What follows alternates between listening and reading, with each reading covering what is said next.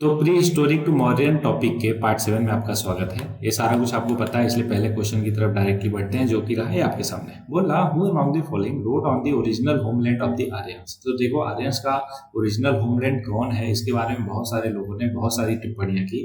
इन चारों में देखा जाए तो करेक्ट जवाब है बाल गंगाधर तिलक जी।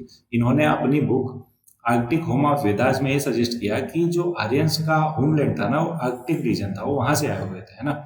साथ में बहुत सारे लोगों ने बहुत बहुत अलग अलग जगह बताया। जैसे मैक्स मुलर ने कहा कि नहीं, आर्यन सेंट्रल एशिया से आए थे। स्वामी दयानंद सरस्वती जी का कहना था कि नहीं, वो तिब्बत से आए थे। ऐसे ही बाकी सब लोगों ने अलग अलग जगह बताई। अगला क्वेश्चन है रज्जुकाज। रज्जुकाज क्या थे? तो रज्जुकाज देखो ऑफिसर थे मौर्यन एडमिनिस्ट्रेशन में। और रज्जुका का डिराइव है रज्जू वाले वर्ड से, जिसका पॉसिबल मीनिंग होता है लैंड मेजरमेंट यूजिंग रोप्स, है ना। तो रज्जुकाज कौन थे? वेयर वाइटल मॉडर्न एडमिनिस्ट्रेटर थे। Overseeing district, they manage taxation, records, governance, ensuring efficient local administration. Their role contributed to organize governance and revenue collection. अब एडमिनिस्ट्रेशन स्ट्रक्चर जो था मौर्यन का वो देखते हैं। तो देखो मौर्यन एडमिनिस्ट्रेशन जो था एक पिरामिड की तरह काम करता था। एकदम टॉप पे था कौन? किंग, राजा। और एकदम बॉटम पे ग्रामीण मतलब गांव थे। ठीक है, तो इस तरीके से पिरामिड स्ट्रक्चर था administration structure of Mauryan empire. पूरा डिटेल में देखते हैं कि featured a hierarchical system that facilitated efficient governance. पहले था provinces और divisions. Provinces were divided into divisions, each overseen by a pradeshika. क्या बोला जाता था उसको? pradeshika. These official lacked advisory council. District और फिर राजुकाज थे।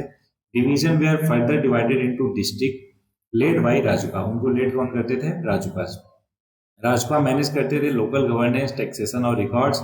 और they were assisted by Yuktas, उनको क्लर्क जिनका नाम था Yuktas, for accounting and secretarial task.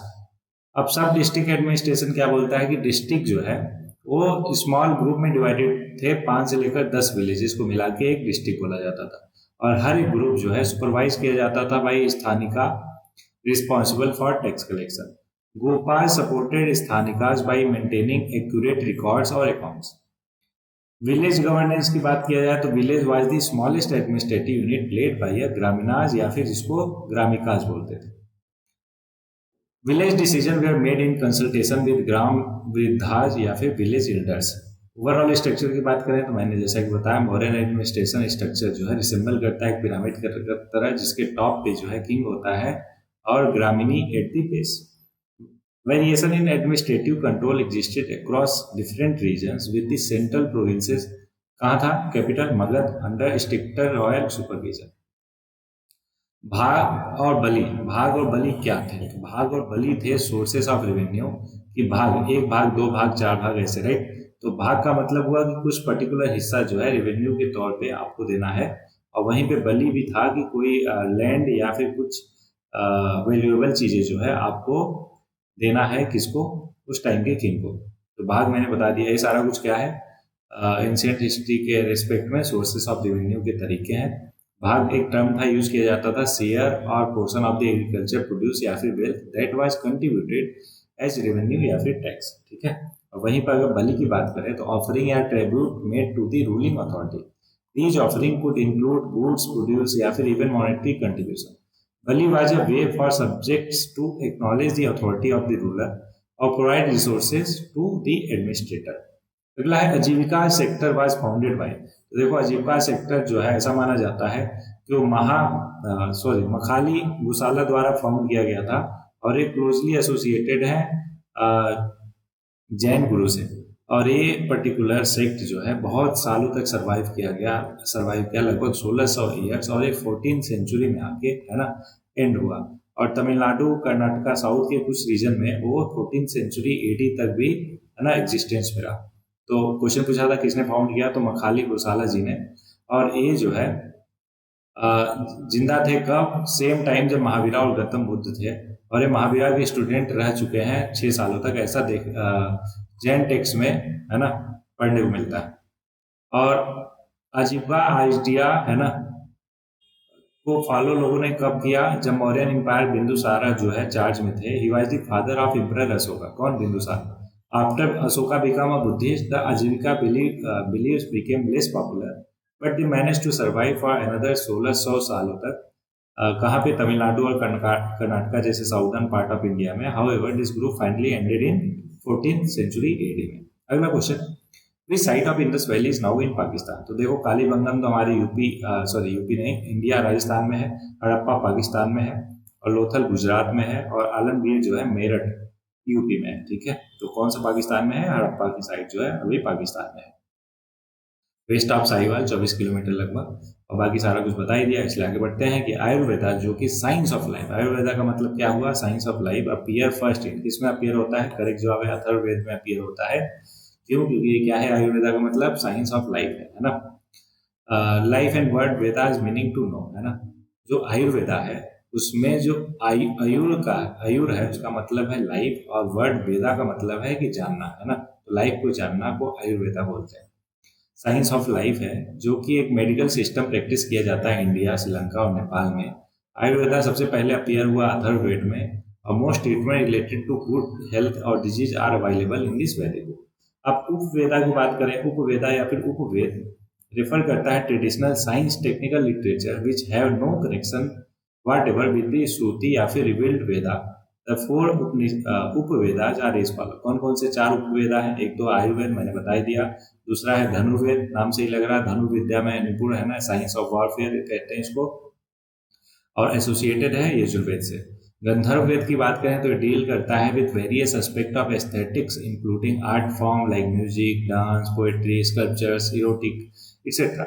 It is associated with Samaveda. किससे एसोसिएटेड है? सामवेद से। वहीं पे अथर्व अर्थशास्त्र की बात किया जाए तो ये डील करता है पब्लिक एडमिनिस्ट्रेशन, गवर्नेंस, इकोनॉमी और पॉलिटिक्स।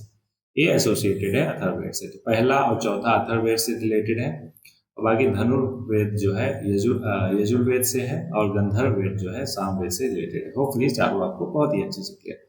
अगला क्वेश्चन है, who establish Rajdharma on triplex basis of longanimity, liberty और कंपैशन? तो करेक्ट जवाब है अशोका ने, है ना, इस्टेब्लिश किया था राजधर्म। राजधर्म का मतलब क्या होता है? The duty of a king, है ना।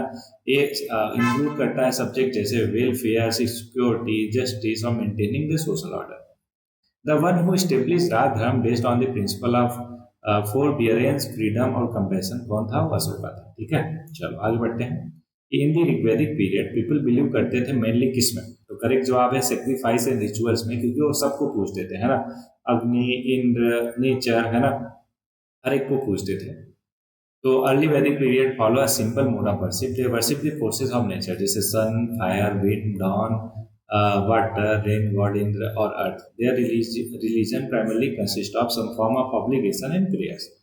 और वैदिक पीपल चांट करते थे hymns to praise their gods, और they also perform certain ritual sacrifices known as yajna to please their gods. अगला है, in the ancient period chief livelihood sources of Aryan क्या था? वो एग्रीकल्चर था, है ना। क्यों?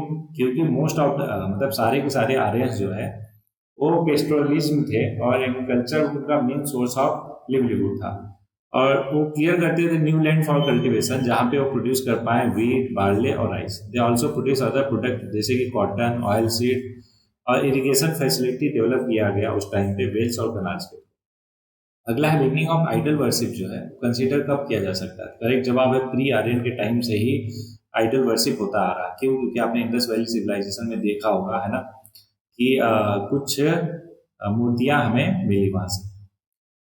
तो idol worship in India can be traced back to the period of pre-Aryan. Indus Valley people seem to have a tradition of honoring their deities in image form with ritual worship. They also probably worship animal, mystic creatures, plants, king, gods who resembles human. In pre-Aryan period, most people practice करते थे worshipping idols, puja, और mother goddess, Pashupati seal, animist spirits जैसे कि wild boar, elephant, cobra etcetera. अगला है, great bath was found from the Indus valley civilization कहाँ से? तो करेक्ट जवाब है मोहनजोदारो, जो कि आज पाकिस्तान में है, वहां पर ग्रेट बाथ मिला था। और उसका सिग्निफिकेंस क्या है? वो इसलिए बनाया गया था, ऐसा माना जाता है कि बड़े रिचुअल्स होते थे उस टाइम पे, है ना, यहाँ पे बहुत सारे लोग बात करते थे, राइट। तो एक archaeological site featuring ruins of Indus valley civilization, great bath, dated to 3rd millennium BC में, है ना, है, और is believe to have been used for ritual bathing. The Great Bath was a large rectangular tank in a courtyard surrounded by corridor on all four sides. There were two flights of step on the north and south leading into the tank, है ना। ऐसे चलो rectangle था, इधर से सीढ़ियाँ आ रही थी, इधर से सीढ़ियाँ आ रही थी, है ना। और बीच में क्या था, ग्रेट बाथ था, ठीक है। चारों तरफ वॉल थी। होपफुली आपको सारा कुछ वो इमेज देखा होगा तो उससे ज़्यादा क्लियर हो जाएगा। अगर नहीं ध्यान में आ रहा आपके इमेज में, तो तुरंत क्या करो, उसको गूगल करके देख लो, ग्रेट बाथ एट मोहनजोदारो। हाँ, अगला है the standing statue of Gautama Buddha was build in which period. तो ये करेक्ट जवाब है कुशानास के पीरियड में, आई थिंक 1 सेंचुरी से लेकर 3rd सेंचुरी बीसी में, सॉरी 1 सेंचुरी बीसी में कुशानास के टाइम पे वो बनाया गया था। कहाँ, यूपी के सारनाथ में, ठीक है। ओके, कुशाना पीरियड में 1st से 3rd सेंचुरी सी में, माफ कीजिएगा अगर वहाँ पे बीसीई मैंने बोल दिया होगा, है ना। सारनाथ वाराणसी में बनाया गया standing statue of Gautama Buddha का। One of the most famous example है कुशाना बुद्धिस्ट आर्ट का। किससे बना हुआ है, सैंड स्टोन से बना हुआ है। राइट हैंड जो है रेज्ड है in the Abhaya mudra which is a gesture of fearlessness. The statue is thought to have been originally located in stupa या फिर बुद्धिस्ट श्राइन में। अगला है important reason to keep Indus valley civilization before Aryan civilization क्या है। तो करेक्ट जवाब है पॉटरीज। तो बहुत सारी पॉटरीज मिली जो उनको डेट किया गया, कार्बन डेटिंग से पता चला कि वो 3000 साल पुरानी है ना। और जबकि जो बाकी पॉटरीज मिली उन आर्यन सिविलाइजेशन से उनको डेट करने पे 1500 बीसी, है ना, उनका डेट मिला। इसलिए इंडस वैली सिविलाइजेशन को पहले रखा गया और आर्यन सिविलाइजेशन को बाद में रखा गया, ठीक है। तो यही रीजन है मेन। ओके, सारा कुछ बता दिया, इसलिए आगे बढ़ते हैं नेक्स्ट क्वेश्चन पे। डायमेकस, डायमेकस ऑलरेडी हमने पढ़ा है, came to India during the reign of, किसके रीन के दौरान आया था। तो करेक्ट जवाब है बिंदुसार रीन के दौरान आया था। कब, ये आया था 3rd सेंचुरी बीसी में। Came to India during the reign of Bindusara the Mauryan ruler. He served as an ambassador to the Mauryan court in Pataliputra. Deimachus क्या था, was sent by Antiochus one Soter and he succeeded the renowned ambassador Megasthenes को। उसने क्या किया, succeed किया।